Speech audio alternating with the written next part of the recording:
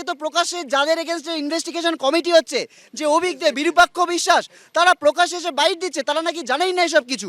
আজকে বলা হচ্ছে, আজকে একজন বিধায়ক এসে বলছেন বহরমপুরে তিনি নাকি 50,000 লোক নিয়ে বহরমপুর মেডিকেল কলেজে হামলা চালাবেন। এগুলো প্রকাশ্যে চলছে।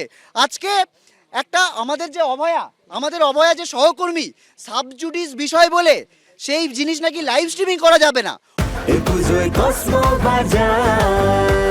হ্যাপি ফ্যামিলির হ্যাপি স্মাইল, কসমো বাজার, পুজোর স্টাইল। অথচ এরকম একটা সেন্সিটিভ বিষয় নিয়ে একটা নোংরামি চলছে, সেটা নাকি শর্ট ফিল্ম বানানো হবে।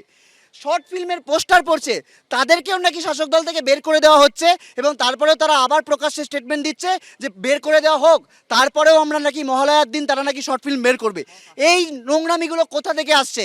এই সাহস কোথা থেকে পাচ্ছে তারা? এই সাহসগুলো পাচ্ছে আসলে তাদের মাথায় বড় কেউ রয়েছে। আসলে তাদের মাথায় এই যে ভয়ের রাজনীতি বলছি না, আসলে তারাই এর মাথা। এইদের সবাইকে উপড়ে ফেলা অবধি আমাদের আন্দোলন কিন্তু চলবে। সমাজ বিরোধীকে বিধানসভায় পাঠান আর সংসদে পাঠান, তাতে তো তিনি ভদ্রলোক হয়ে যান না। সমাজ বিরোধী ভাষাতেই কথা বলেন। এবং 50,000 লোকও দরকার নেই, 5টা সশস্ত্র লোক নিয়ে গেলেই চিকিৎসকরা নিরস্ত্র তাদের বিরুদ্ধে কিছু একটা করা যায়। চিকিৎসকরা খুবই সফট টার্গেট। যারা হাসপাতালে আসেন রোগীর পরিজন, তাদের হাতে দিনরাত মার খাচ্ছেন। ফলে যেটা হচ্ছে যে আসলে আইনের শাসন আমার রাজ্যে রয়েছে কি নেই। মাননীয় মুখ্যমন্ত্রী, মাননীয় পুলিশ মন্ত্রী, তিনি কি সুমোটো মামলা করবেন? ওনাকে কি দল থেকে বহিষ্কার করবেন? এটাই দেখা। সভ্য যে কোনো দেশে, গণতান্ত্রিক দেশে সেটাই করা হতো। উনি যে মন্তব্য করেছেন তাতে বিধানসভার স্পিকারের উচিত ওনাকে বিধানসভার সদস্যপদ খারিজ করা, মাননীয় মুখ্য পুলিশ মন্ত্রীর উচিত ওনার বিরুদ্ধে সুমোটো মামলা করা। কিন্তু তা কি তিনি করবেন? আমাদের দেশে, রাজ্যে যদি আইনের শাসন থাকতো তাহলে সেটাই হতো। ফের চিকিৎসকদের হুঁশিয়ারি দিলেন ভরতপুরে তৃণমূল বিধায়ক হুমায়ুন কবির। বহরমপুর মেডিকেল কলেজের চিকিৎসক এবং জুনিয়র চিকিৎসকদের হুমকি দিলেন তিনি বললেন যে বহরমপুর মেডিকেলের ডাক্তারদের ওপর লক্ষ্য রাখছি, তারা সরকারি বিল্ডিং এ থাকে, এসির হাওয়া খায়, ঘুমায়, সব লক্ষ্য রাখছি। আমার বিরুদ্ধে এফআইআর করেছে, জেল খেটে এসে 50,000 লোক নিয়ে বহরমপুর মেডিকেলে যাব, সব হিসেব বুঝে নেব। হুঙ্কার ভরতপুরে তৃণমূল বিধায়ক হুমায়ুন কবিরের। প্রকাশ্যে নিঃশর্তে ক্ষমা না চাইলে আইনি নোটিশের হুঁশিয়ারি চিকিৎসক সংগঠনের। চিকিৎসকদের হুঁশিয়ারি দিলেন ভরতপুরে তৃণমূল বিধায়ক হুমায়ুন কবির। বহরমপুর মেডিকেলের চিকিৎসক ও জুনিয়র ডাক্তারদের নিশানা করলেন হুমায়ুন কবির।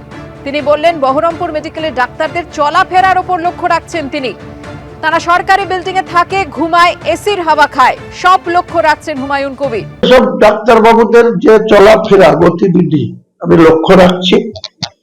বহরমপুর মেডিকেল কলেজে কি হয় আর ওই জুনিয়র ডাক্তারদের যে কি চলাফেরা, তারা যেসব সরকারি বিল্ডিং এ থেকে সরকারের বিদ্যুতের এসির হাওয়া খেয়ে, ফ্যানের হাওয়া খেয়ে, বিল্ডিং এ ঘুমিয়ে তাদের কি আচরণ আমি সব অবজারভেশন করছি। আমি যেদিন সামনাসামনি হব প্রথমেই করবো যে আপনার কি করেছিলাম আমি, যে আপনি আমার বাইরে এফআইআর করলেন, আর সেটা বহরমপুর থানা আবার আমার বিরুদ্ধে নট অ্যাভেলেবল সেকশনে করে দিল। আমি জামিন নিইনি, জামিন দেবও না, আমাকে অ্যারেস্ট করুক, জেলে ঢুকিয়ে দেন, জেল খেটে বেড়াবো যেদিন, সেদিন বহরমপুর মেডিকেল কলেজে 50,000 লোক নিয়ে যাবো। একা হুমায়ুন কবির, দলকে ভাঙাবো না। 50,000 লোক জোগাড় করার ক্ষমতা হুমায়ুন কবিরের আছে, নিয়ে মেডিকেল কলেজে জেল খেটে এসে যাব। সেদিন হিসেব নিকাশ বুঝে নেব।